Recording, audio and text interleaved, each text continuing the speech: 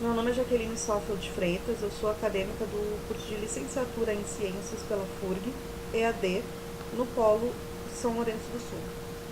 Nessa disciplina de Epistemologia e Contemporaneidades, essa atividade ela nos traz um texto bastante esclarecedor, onde a gente deveria apresentar um conteúdo, ou como a gente apresentaria um conteúdo em sala de aula, com vista no que foi apresentado no texto.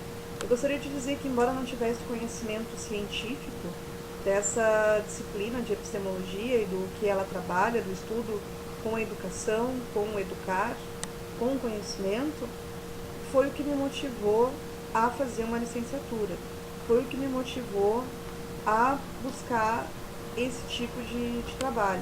Porque eu acredito na educação inclusiva, eu acredito na educação despertadora, no desperta para despertar o aluno. Com base nisso, então, eu vou utilizar um exemplo que eu presenciei essa semana agora que passou, numa atividade prática, numa atividade de estágio 1 do Repercurso, onde a professora levou os alunos para o laboratório e trabalhando no reino fungi, ela apresentou para eles o fermento, e aí fez um experimento prático com fermento.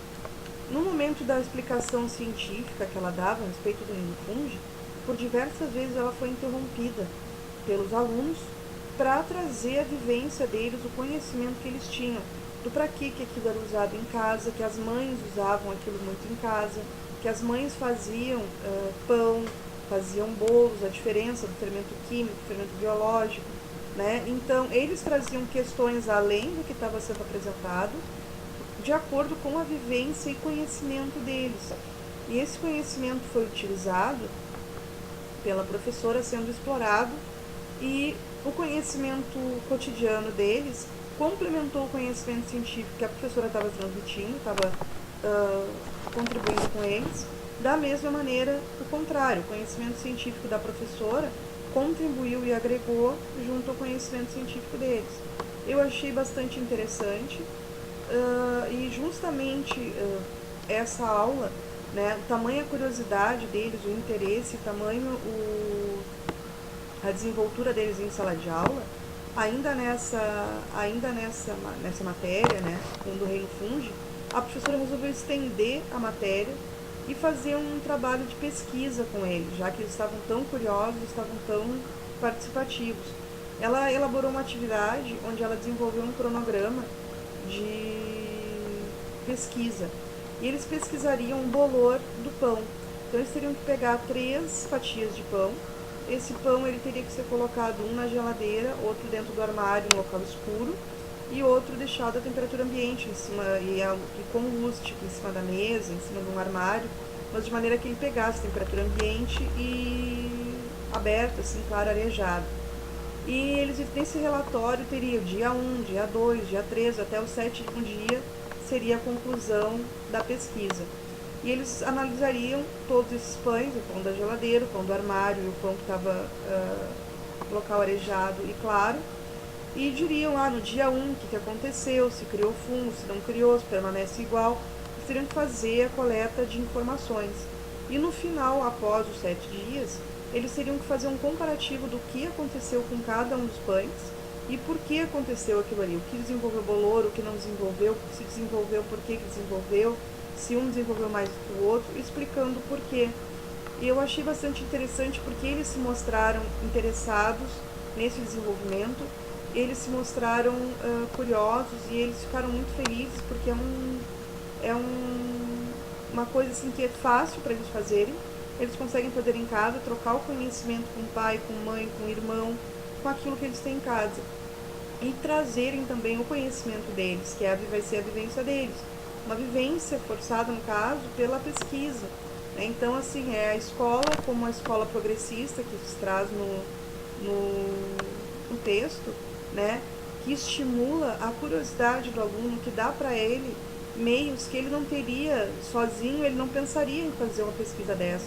Então ela traz o conhecimento científico aliado ao conhecimento cotidiano deles, que fornece um novo conhecimento, como por exemplo, né, na questão do meu conhecimento enquanto acadêmica, eu tenho a minha caminhada, eu tenho a conclusão dos meus ensinos, primeiro grau, segundo grau, né, já tenho outros cursos técnicos, tenho a minha vivência particular do meu dia a dia, a minha forma de pensar, e isso tudo me forma, junto com o conhecimento científico que os professores vêm agregando à minha caminhada.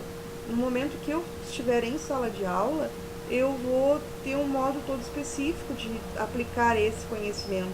Não vai ser um conhecimento igual o que o professor ele não está me transmitindo. Eu não acredito em transmissão de conhecimento, eu acredito em troca.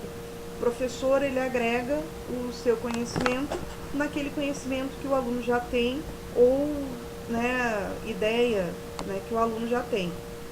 E isso tudo que forma o conhecimento.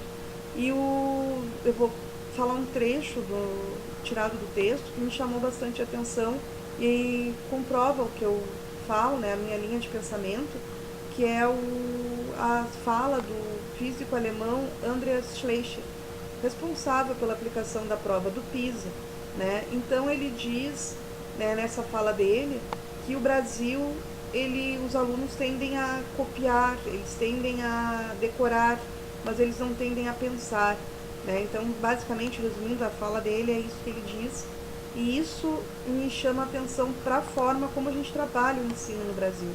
E é esse tipo de ensino que eu não quero reproduzir, né? Que a própria FURG, o próprio curso, ele vem nos dando linhas bem interessantes nesse sentido, de espraiar o conhecimento, de dividir, aproveitando o conhecimento cotidiano do aluno, porque ele não é uma folha em branco, ele não chega como folha em branco na sala de aula, né? Ele já chega com alguma vivência, e nessa vivência, junto com o conhecimento científico e a própria vivência do professor, né, daí se formam novos conhecimentos, e daí se formam principalmente novas formas de pensar.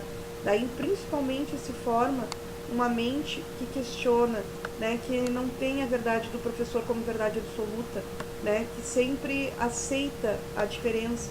E eu acho que é essa a nossa função enquanto educadores, e eu acredito que seja esse o futuro da educação no Brasil, tendo em vista que o mundo já vem dando sinais nesse sentido.